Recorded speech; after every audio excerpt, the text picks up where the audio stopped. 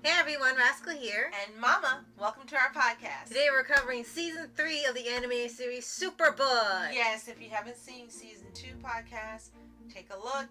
It's fun, and this continues on with the tradition for the show that's aired on Tokyo TV in Japan, as well as on CBN in the United States. Yes. And also Canada, and I think some places in Europe as well. Yes. And this season did not disappoint. We actually got to see some stories we hadn't seen animated before, I should say. But before we get started, be sure to like, subscribe, notification updates on future podcasts and multi-pause videos. Absolutely, and follow us under Paws On Animation on Twitter, Instagram, and Pinterest. Yes. And feel free to share. Yes. So for this one, as you said, same formula as seasons 1 and 2, where they have a sort of conflict going on in modern day with either Chris or Joy and Gizmo, and in order to find a solution to the answer, Super takes them to the Bible, and they go through even more events that correlates to what they're doing right now.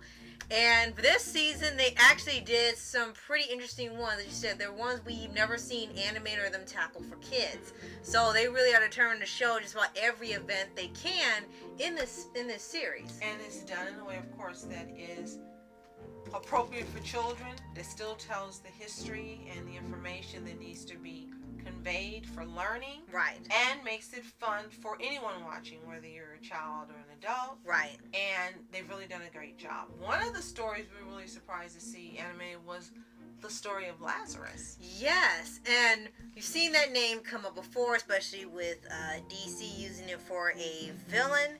But for here, they do tell the entire story of Lazarus and Jesus raising him from the dead. And the only thing they really did not have correctly was what he was wrapped in. They should have just kept it easy, maybe to animate. Instead of bandages, he was in cloth, I think, right? Right. Which was a little weird since he had been very gone. loose cloth, and then a cloth over his head when it says he was bound from head to toe, right, with a napkin over his face in the word. Right. So that was the only difference. But maybe for animation's sake, it made it easier just for everything to drop off and be quick. Right. And they also had ones like the Good Samaritan. They had one about Nebuchadnezzar's dream. They don't necessarily have ones about the people. Like the titles weren't about the people involved, but they'll kind of give the title into pretty much simplify what it's about with just the title. What I really liked about the presentation of this Nebuchadnezzar story is that they didn't show them being thrown into the furnace. They actually showed you the story itself between Nebuchadnezzar making the proclamation that if they couldn't tell him the dream and interpret it, he was going to kill them all. Right. And how the Lord used Daniel right, to come forth and save them without being asked, and they wanted him to be killed, and it was kind of reversed. It was reversed. They didn't tell him. In this version, they showed them not telling Daniel that he called them all to join together, and they said, well, why should we help him?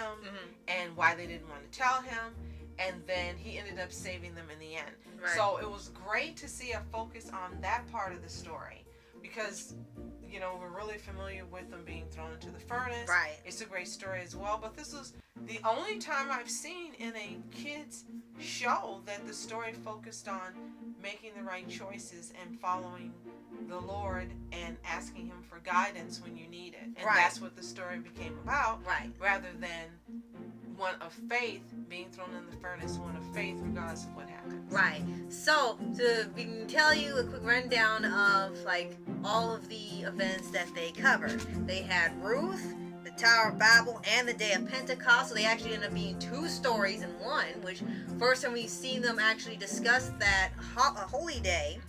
The birth of John the Baptist, which they actually was like a prequel to another movie or something. That was actually pretty funny. Isaac and Rebecca, Naaman and the servant girl. And that one is a story we've never seen done by any other Christian children's show or even adult show. Yes. And it was interesting to see how they brought that story forth. If you don't know that story, watch it on here. Get a quick refresher because it's been mentioned in the Bible, but it's never been the focus of a book. And here they made it the focus of the episode, which was really great and outstanding. Right. They also had Samuel and the Call of God, which was a very interesting episode. David and Saul. I think Nehemiah. Is that how it's pronounced? Okay. Elisha and the Syrians. They had Lazarus, of course, which we mentioned. King Solomon towards the end. Nebuchadnezzar's dreams, we just mentioned. And then it finished it off with the Good Samaritan story. Now, I did like the way that the story of King Solomon was presented as well, because in the beginning they show his father, King David, on his deathbed and how he's telling him, to follow in the Lord, and he promises that a king will be from this line forever. Yes. And giving him the blessing. And then they show how him becoming the king and King Solomon, how he asked the Lord for wisdom when he could have anything in the world.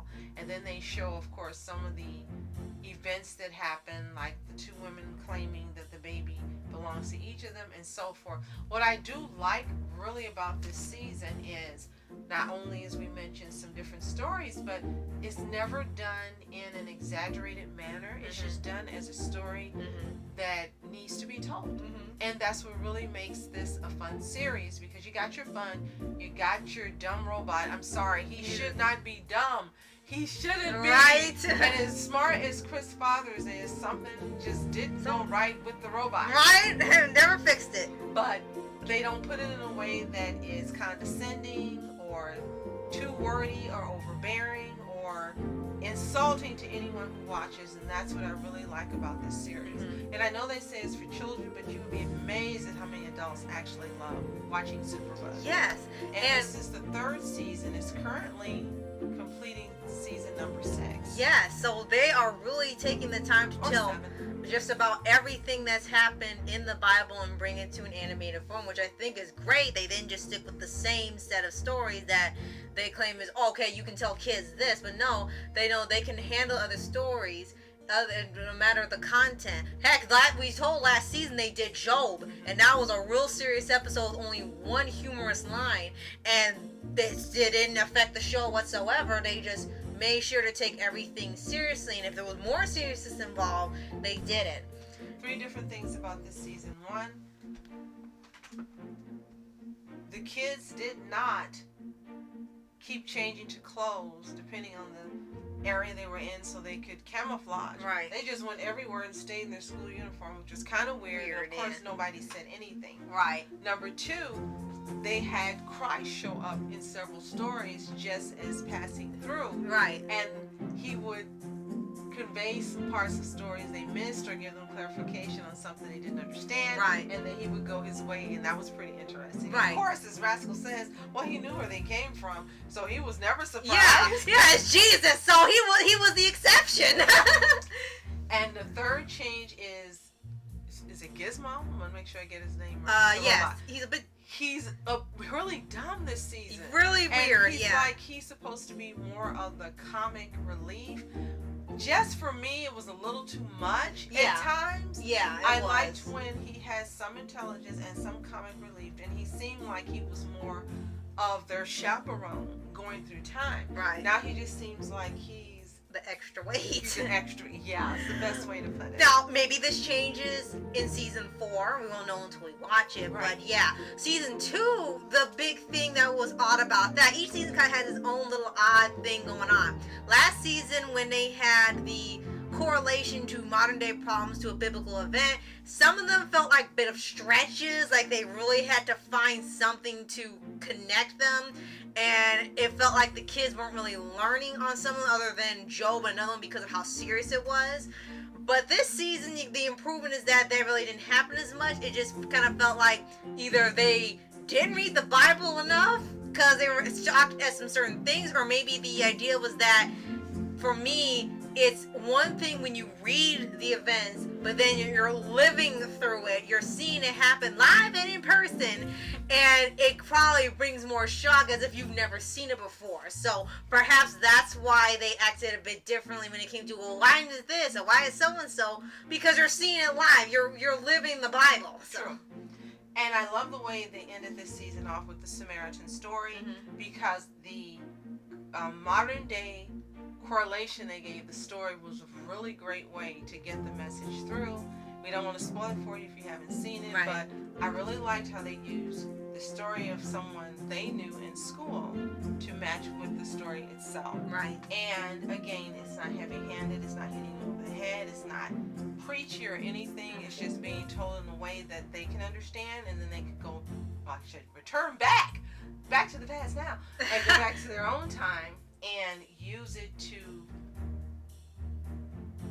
be better and to have better relationships and interactions with kids their age. I really like the way that was done. Right. And we have to tell you this when we were watching, because we were watching a show that had this clip, and right when we were watching this episode, it put on screen The Bad Samaritan. Because this truck turned over on the side of a gas station, and they said it was in another country. Mm-hmm. And the people didn't stop doing what they were doing. They kept pumping the gas. They just left. No one went to see if the people were okay. No one screamed. No one acted shocked. They act like this is something they see every day. Right. And then the person that was commenting on it said, "This is more like the Bad Samaritan. Now you know what that looks like." And we're like, what are the chances this would come up while we're watching this? I'm like, right. A 1 in a billion. Right. And I think one more thing I would like to bring up is that I like that you have a different feel every season. And so far they have not had a bad season or a bad episode. Even when you don't really care for the parts where they're modern day, they make sure to keep the biblical retellings accurate. You might have a little things that are not correct here and there, like you said, like the bandages or something, or maybe one or two lines of dialogue. It's not really anything where they change the entire event. But I do like, even if they screw up on the modern day part, they keep the biblical thing as is. It's still taken seriously. You're still learning. You're still attaining the information and the events, and I like that they don't slack off on both ends or one end and the other. And it's not so much as like, they're lazy about it, or they ran out of ideas, so they just did this and that. The most they do is drag on some jokes to try to fill in a time slot. But it never feels like, even when it's not at the perfect amount, that they're not giving their best on. They're just, okay, they might be struggling here, but they're trying. As long as you get the message, as long as you get the biblical event correct, as long as you walk away learning something, or seeing that, hey, they got the events just right, and seeing these things come to life, that's what matters most. And I do like that that's what's important to the show more than anything else. Absolutely. This is the best biblical anime that we've seen, and we've seen a few. They've done a fantastic job, and as we said, there are more seasons to watch and enjoy regardless of your age. Animation is for everyone. Yes. So if you've seen Superbook Season 3, let us know what you think in the comments below. If you haven't, it is available to watch on Prime, free if you're a Prime member. Yes. Seasons 1 and 2 are available on YouTube to watch for free. Other than that, you have to go through the CBN website.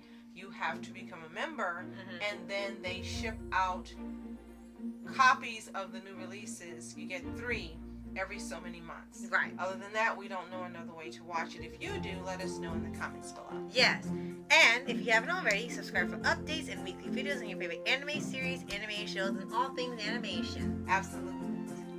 So, thank you so much for watching. I'm Mask Entertainment. And I'm Mom Entertainment. Have a toontastic day. Peace.